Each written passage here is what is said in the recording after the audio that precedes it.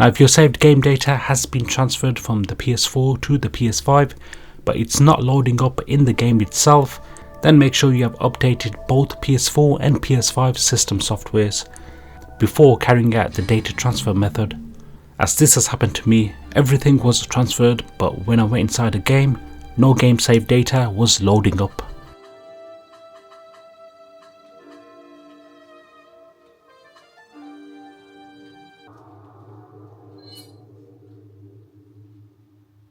After researching online, other gamers had this issue too. So the method I carried out was I deleted all my data on the PS5 that I transferred over from the PS4, and I made sure that I've installed the latest system software. After everything was successfully transferred, checked out the games again, and my saved game data was loaded. So if you come across this issue, just try updating your system software first. Enjoy your day guys, peace.